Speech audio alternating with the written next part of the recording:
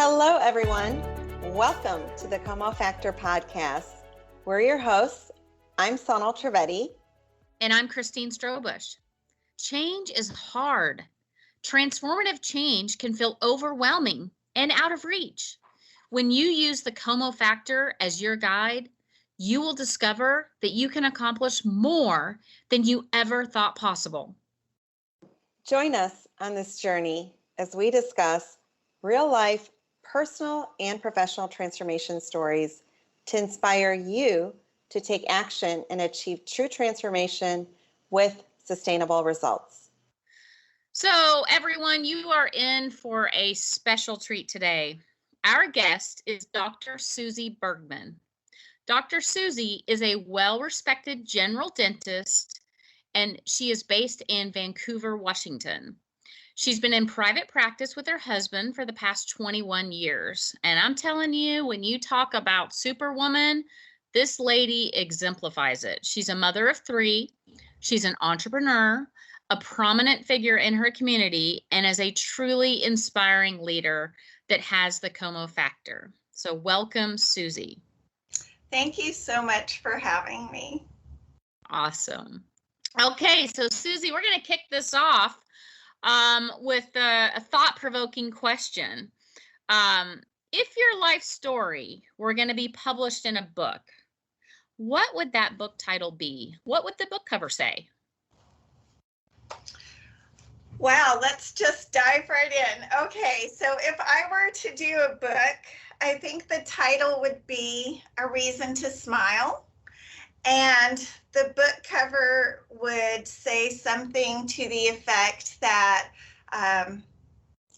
smiles are our language that is commonly understood, even if we don't speak the same words. Wow.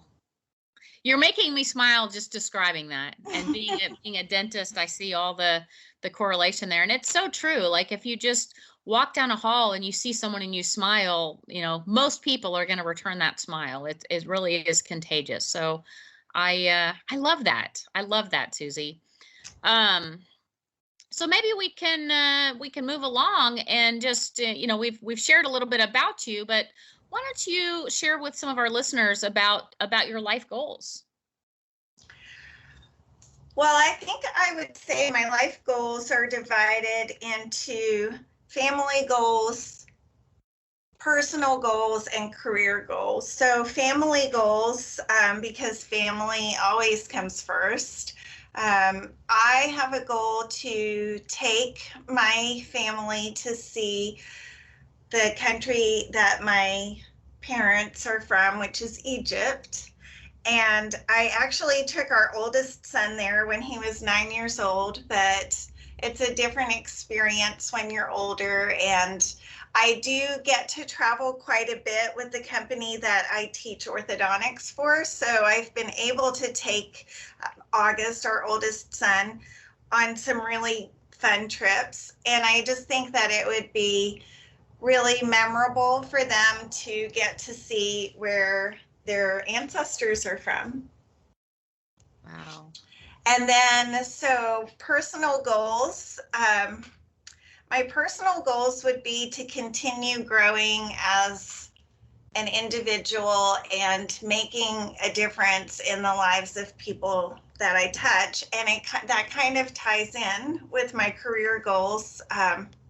I actually have a lot of things going on right now, so I'm starting to do some work with TMJ associations and researchers, which is very personal for me because I was involved in an accident when I was a teenager that put me on a lifelong journey with TMJ dysfunction. So now I realize that there was a reason for that I'm able as a practitioner and a patient as well to bring a different perspective to the field and hopefully to advance it so that people don't live with the kind of chronic pain that I've lived with for 30 some years. Wow. Hey, Susie, just in case some of our listeners don't know what this is, could you just give a brief description of what is TMJ? So we sometimes call it TMJ, which is actually the initials for temporomandibular joint. But there's a whole umbrella of disorders under TMJ disorders, and they can sometimes just be a little click or pop or soreness in the jaw, but they can progress to the point where it's actually disabling for people. And so the problem in the area of dentistry is that it's really a medical condition, and it's most often seen by a dentist first. And there's a huge divide between dentistry and medicine in how to treat, how to approach these disorders. So patients often are just bouncing around from one place to another, trying to find someone who can give them relief. And our goal that I'm working on with some people in the federal government and some researchers and scientists is to standardize treatments and protocols and to put this condition into the 21st century, where it's kind of been stuck for quite a while with not a lot of progress being made, and patients are really suffering because of that. Wow. Just think about, what happened to you 30 years ago and how you're really making a difference in this generation with your expertise and your experience, really trying to make a difference in the world. I think we should all strive to do that. So that's quite inspirational, Susie. Thanks, Christine. I always say I want to change the world. Well, you are. I hope I can make a small difference just in this area, because it's kind of personal for me. I love orthodontics. I also teach orthodontics, but I like to say that ortho is my passion and TMJ or TMD is my torch. Wow. Could you explain that just a little bit more? I get the passion. What do you mean by the torch? Well, I feel like, when something bad happens to us, that we can feel sorry for ourselves, and we can say this was really unfair and I wish it hadn't happened. Or we can say, hey, you know what? Now I know something that may help other people not have to struggle the way that I did. Yeah. So when I think about making a difference in the area of research and development and bridging gaps and that sort of thing, it's because I have met a lot of people who have really, really been through unbelievable pain. And I want to pick up the torch and move forward for them and move forward for people coming in the future so that they won't have to struggle that way. Wow. That's fantastic. So Suzie, you've had a truly incredible journey in life that has led you to where you are today. Also, knowing you personally for almost 10 years now, I know you've gone through several transformations in your life. These are both personal as well as professional. Would you mind sharing with us an example of each and maybe just talking to us about what that journey and experience was like for you that led you to where you are today? Sure, I'd be happy to. So when I graduated from dental school in 1994, I was excited to work with children. I've always loved children. I have worked with children in a lot of different capacities over the years, as like a Sunday school teacher, a musical theater children's teacher, and I've just always enjoyed children a lot more than adults, to be honest.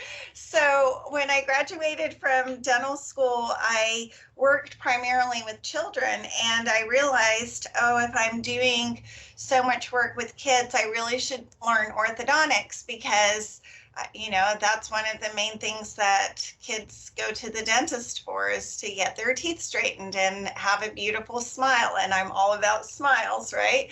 So I decided to look into learning orthodontics after I had already been practicing for a few years. And the first time I went to see a presentation from one of my later instructors, it just wasn't the right time for my family. There were things that were holding me back. And a few years later, I said, you know, this has kind of been something that I haven't been able to forget about. So it must mean that I need to do this. And it was a big sacrifice for my family. There was a lot of traveling and a lot of studying involved. But the first day that I sat down in an ortho lecture, I realized that ortho was my thing, that I turned into what has been lovingly described as an ortho geek. And I just know that when I wake up in the morning, I'm excited to go to work because I'm creating smiles for people. So when I went through the program, it was 2 years. I had to fly down to Orange County, California every 6 weeks or so and stay for 4 days.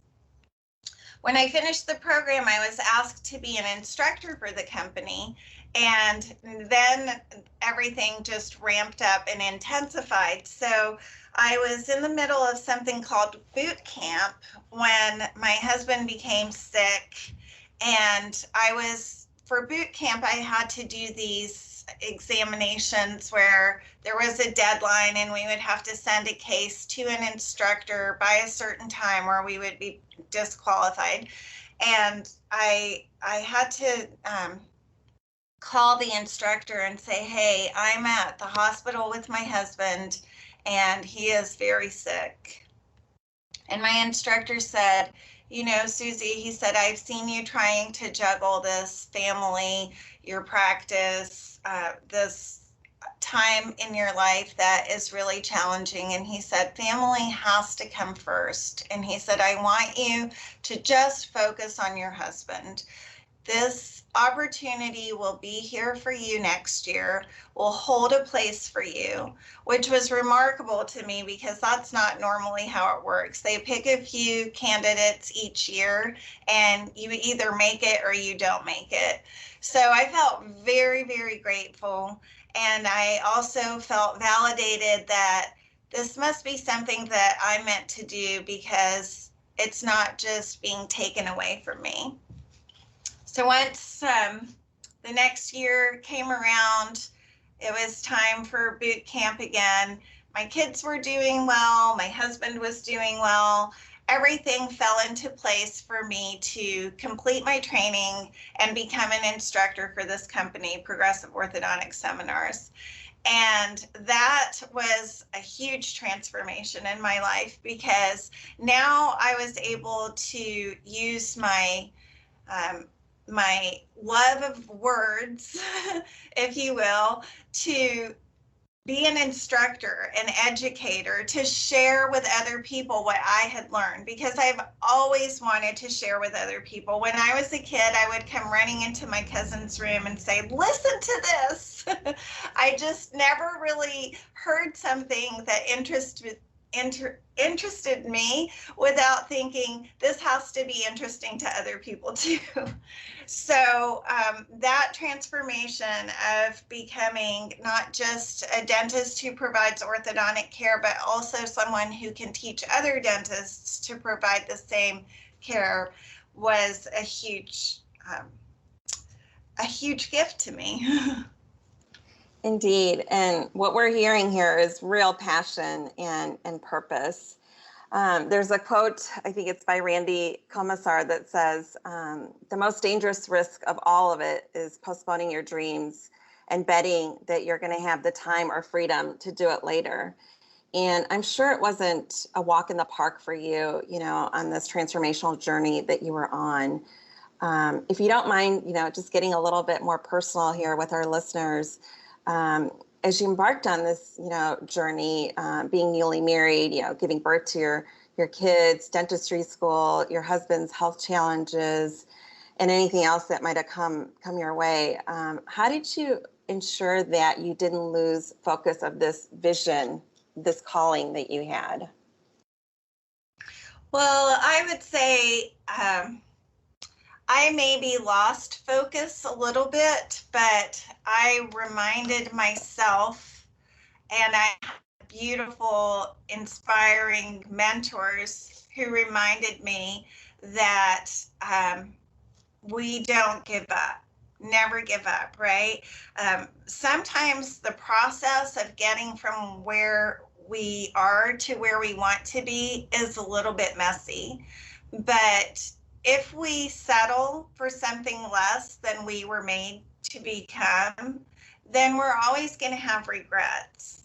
And we don't want to look back later in life and say, what if?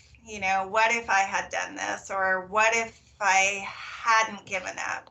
So I think that I just was fortunate to have that little spark that wouldn't go away. And, sometimes it wasn't the big flame, but there was still just this little spark, and it was nurtured and it was encouraged. And so eventually I was able to bring to fruition the dream that I was carrying.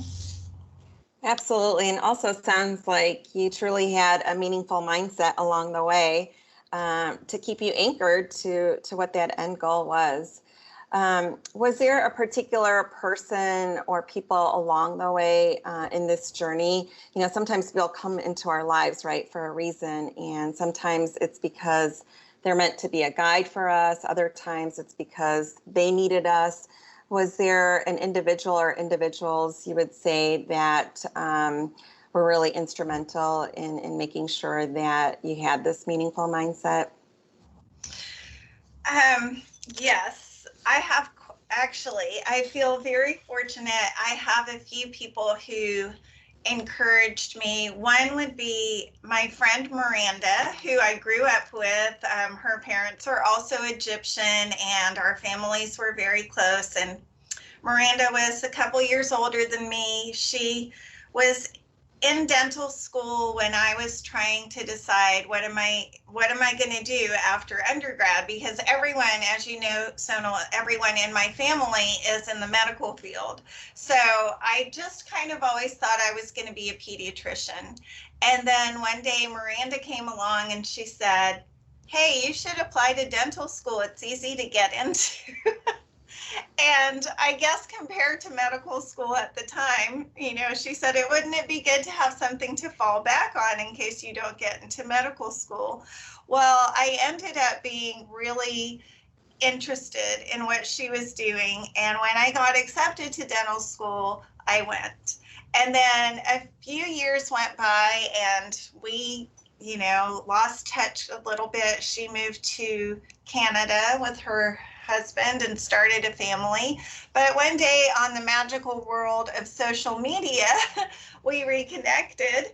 And I said, "So what have you been up to all this time?" And she said, "Well, I'm doing a lot of ortho." And she said, "Ortho is so much fun. Patients want it. They come in and they're in a good mood. They're not scared that you're going to hurt them with your drill or anything." And so then I thought, here's Miranda again reminding me that I wanted to learn ortho as well. So I would say that she really was, even more than she realized, one of the people who influenced me and encouraged me along the way. Well, that's fantastic. Miranda almost sounds like a promise partner. Here at Como, we have a thing for promise partners, and they're really the people that kind of inspire you and guide you and make sure that you're really listening to your true calling and following through on your dreams. Absolutely. So, yes, I don't even know Miranda, but a shout out to Miranda. Because I can't imagine Suzie being anything else but what she's doing today, which is amazing. A number of our friends have asked us about how we were able to launch our podcast, The Como Factor, so quickly. This whole experience has been new and exciting, to say the least. I've really enjoyed it. But above and beyond having an unstoppable and incredible team, we use this really innovative tool called Anchor. Sonal, why don't you share a little more about Anchor with our listeners? Hey everyone. Well, first of all, if you haven't heard about Anchor already, it is the easiest way to make a podcast. I'm not kidding. First of all, let me tell you, it's absolutely free. You heard me. It's free. There's also creation tools that allow you to record and edit your podcast from your phone, your computer. It is really, really easy. Anchor also distributes all your podcasts for you, so it can be heard on platforms like Spotify, Apple Podcasts, and many more. You can also make money from your podcast with no minimum listenership. Can you believe that, you guys? So if you're looking for an extra buck, here's your way to do it. And it's everything you need to make a podcast in one easy to access place. So for you guys, if you want to use Anchor, download the free Anchor app or go to anchor.fm to get started. So Suzie, just in the environment that we're all in today, with all the change that's going on in the world with the pandemic, and people, our listeners, many of them are going through difficult transformations right now in their lives. Looking back at all these, lessons that you've learned along the way, is there one or two things here, any kind of advice that you would give to our listeners that are kind of embarking on a journey similar to yours, or are struggling, with certain aspects of their transformation? Any advice that you would give to them? Well, I know at the Como group that you guys are all about mindset, right? So I think my advice would be I have a quote that I really love. I don't know who said it, but it says, "A beautiful day begins with a beautiful mindset." And there are days, especially for people who have chronic pain or who have challenges, maybe their transformation is not at all the way they had pictured it. There are days when we wake up and we think, okay, I don't want to face everything that's coming my way today. But if we take a second to think about what a privilege it is to simply be alive, to be healthy, to have the people we love around us, then we can start acting in that moment like life is a blessing, because it is. And when we acknowledge that life is a blessing, then it absolutely starts to feel like one. So even when things aren't going exactly the way we would like them to go, it is really truly part of the process. And some of the things that are the most difficult for us are the things that make us great at what we do in the future. Yes, indeed. And I love that. That's more than just inspiration. I almost feel like it's a plan, It opens up your world to do more and more and make better choices, for sure. So when I think of Suzie, I think of so many amazing things about you. You're certainly an expert in your field of dentistry and TMJ. You're also a mother that juggles quite a bit, with your three kids, and then being in partnership with your husband as well, and I think you guys have been in dentistry together for over 20 years. There are a lot of things that I say are very unique and one of a kind about you.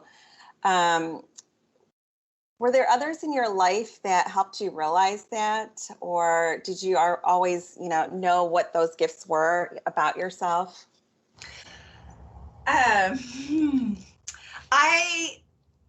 I think that I have been very, very blessed with the husband that I have, because he constantly tells me things about myself that I don't really even see, and I believe him because he keeps saying them. So I think it's truly a gift to have someone who reminds you that even when you're struggling, to create the life that you want, that you have someone who admires, not, I guess that's not exactly the right word, that someone who appreciates the things that you bring to a relationship or that you bring to your work. Or, you know, I've always been a little bit of a self-proclaimed nerd or geek, and I take pride in that description because I think it's great. I wasn't the athletic girl in high school. I wasn't interested in a lot of things that other girls around me were interested in, but I did know that I was kind of quirky, or just I would get excited about things like teeth. So I appreciate having my husband tell me that he values that, and that he sees the efforts that I make with my kids as well. You know, like you were saying, Sonal, it is very challenging for us as women to juggle family. We always want to be the best at everything that we're doing. So we ask ourselves, do I need to spend more time on this? Do my children have everything that they need from me? And sometimes we just have to remember that each day we're given enough for the day that we're in. So when we put our heads on our pillow at night, if we've done our best, then that's all we really have to do. Yes. Well, I would say you have definitely achieved your life goals in terms of growing as an individual, because I hear so much growth, you know, just in the short conversation that we've had today. And it is clear that you are certainly making a difference in many, many lives, including my own. So we really appreciate you sharing all that. You know, I'm going to jump in here, and I'm probably going to get this quote wrong, but there's something like, behind every successful man is a woman who supports him.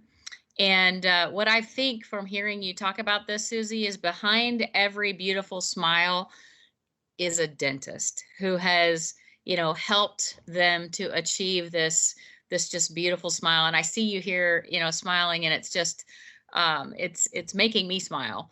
But I will be honest, I have not always been the greatest of going to the dentist. I get a little scared, and I wish growing up, I had a dentist like you. And I think the next time we go up to the West Coast, I may have to come see you. You absolutely are welcome anytime, Christine. I would love to take care of your beautiful smile. Thank you. Thank you so much. So, you know, for me, Suzie, I know you and I have not met in person, but I've learned a lot about you over the past, I guess, several months, and I've heard about you for the past several years with Sonal and and Mark, and this has been really insightful. I've learned a lot, just kind of looking under the covers a little bit about the life of an entrepreneurial woman who's got her own practice with her husband and carries this torch to make a difference. So if you take all of that, and you've obviously learned and have grown amazingly well over the past 20 years. So Suzie, if you could go back and write a postcard to yourself from 20 years ago, what would that postcard say?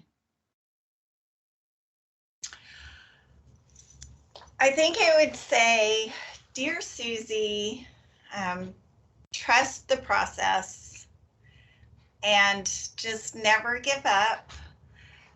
Take one day at a time, let your light shine, and follow that little voice, that wise inner woman that tells you what you need and what you need to do for the people that you care about." That is beautiful. Thank you, Suzie. Thank you so much. Well, I think we're about here to wrap up. We've learned so much from Suzie, and I hope that everyone has been able to take some nuggets of wisdom from what Suzie has had to share. We know that there's a lot of change in the world today, And I think having that meaningful mindset, and it doesn't mean that everything is rosy, but how you look at the world and how you respond to the world will make a difference. So, Suzie, we're so thankful for you to join us, and we just want to say, girl, you have got that Como factor. Yes, you do. Thanks. Thanks for joining us. Yeah. Have a great day, you guys. Thank you. Thank you for joining us on this episode of the Como Factor.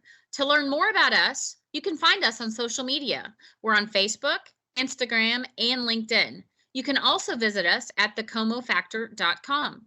Join the Como community and get free access to valuable tools and resources. True transformation and sustainable results can be yours too when you apply the Como Factor.